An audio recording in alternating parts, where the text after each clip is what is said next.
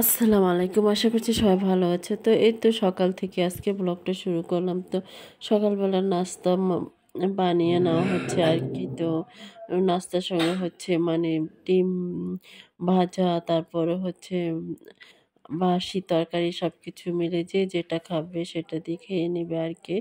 ভাজিও আছে, সবকিছু সজ্জিত আগের দিনের বা তরকারি থাকে সেটাও থাকে নাস্তার সঙ্গে।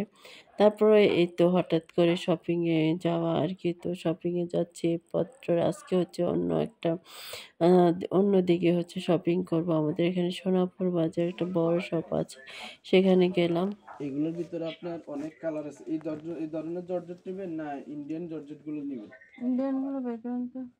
এটা কি মাখন জর্জেট নাকি? এটা অরিজিনাল মাখন জর্জেটটা। এই যে আপনি বললে আমারে বললে আমি আরো কম রেঞ্জে দেখাবো, কোনো সমস্যা। আমি তো আপনাকে এমন জিনিস দেখাতে হবে যেটা দুই একটা খুললে চয়েস হয়। আমার পুরা দিন দোকান খুললে তো লাভ হইতো না। লম্বা গুলো এই আরেকটা মাল আছে পাকিস্তান।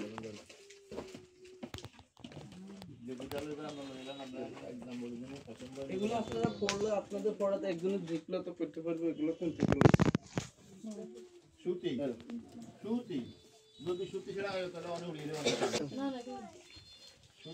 না। সুতি দাঁড়ান দুইলে আপনার মাঠটা তো লেগে এই যে জর্জ দিলে আপনার ওর জন্য গোল গলাটা এই হিসেবে চলে। গোল গলাটা ওর জন্য পরে তো শপিং করা শেষে হচ্ছে বাচ্চাদেরকে নিয়ে রেস্টুরেন্টে গেলাম ওদেরকে একটু খাবার খাওয়ার জন্য, যেহেতু অনেক টাইম লেগে গেল শপিং করতে, ওদের ক্ষুধা লেগে গেছে। আর বাসায় যাওয়ার সঙ্গে সঙ্গে হচ্ছে টিচার চলে আসবে।